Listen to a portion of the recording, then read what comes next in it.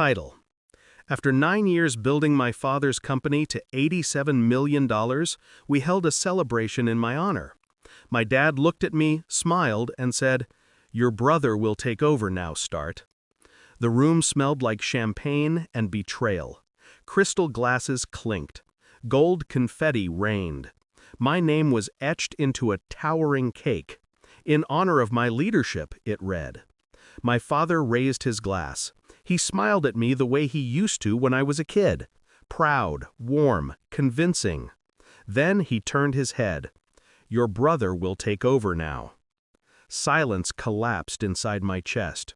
Applause exploded around me. I didn't move, didn't blink, didn't breathe. I already knew.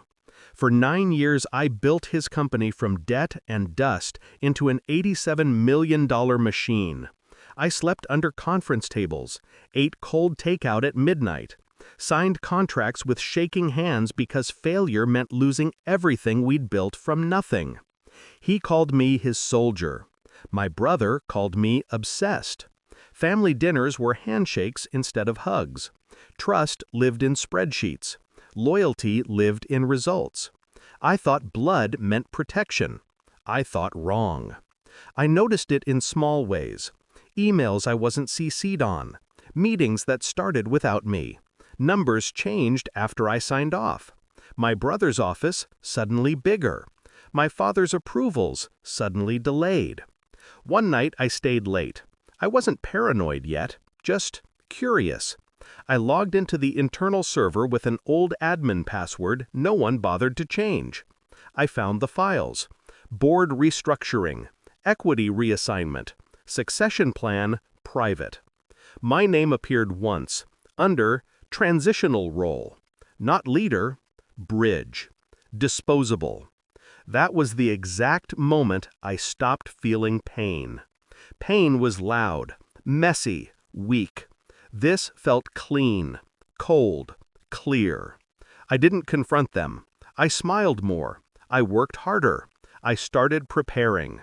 Every late night became surveillance. Every spreadsheet became evidence. Every meeting became a map. I built a mirror company, quietly. Same suppliers, same logistics, different shell names, offshore holding entities. Clean, legal, invisible.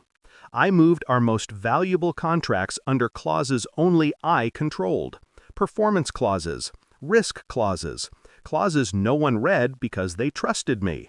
I hired a private auditor under a fake consulting firm to trace internal manipulation. I documented everything. Every forged approval, every altered percentage, every quiet theft wearing a family face. By the time they thought they'd won, I had wrapped their victory in rope. They made it official 3 weeks later. Board meeting, polished table, leather chairs. My brother sat at the head like he'd earned it. My father cleared his throat. "You've done well," he said, "but it's time to let your brother lead." I nodded.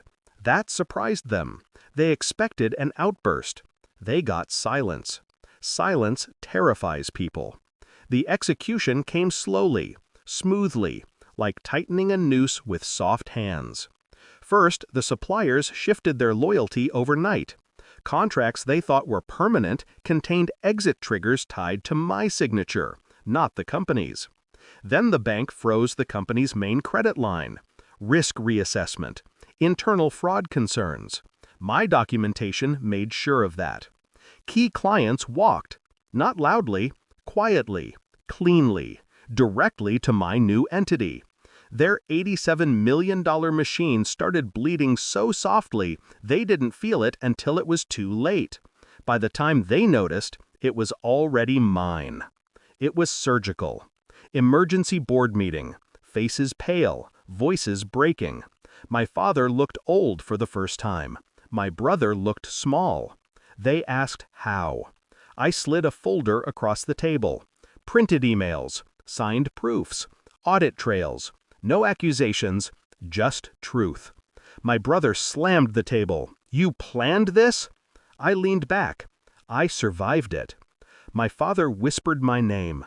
For the first time, it didn't sound powerful. It sounded afraid. The board voted, not for revenge, for stability. My company acquired theirs within 30 days. Asset buyout, debt absorption, share conversion. They kept their titles. On paper, I controlled every signature that mattered. My brother resigned first. Couldn't sit in a room where his name meant nothing. My father stayed. Pride tangled with regret, frozen between leader and relic. He avoids eye contact now. I don't blame him. I planned that, too. People ask if I feel guilty. I don't. I gave them 9 years of blood and brilliance. They gave me a smile and a knife. I learned something valuable. Love is a liability. Trust is a weakness. Preparation is power. I don't celebrate revenge. I respect it. It isn't loud. It isn't fast. It isn't emotional. It's patient, precise, permanent. Sometimes I think about the night of the celebration. The lights, the cheers, that split second where I froze. They thought they were crowning him. They were waking me up. Now everything runs through me. Every contract, every approval, every future move. And when my father looks at me now, he doesn't see a son. He sees a consequence. No regret, no mercy.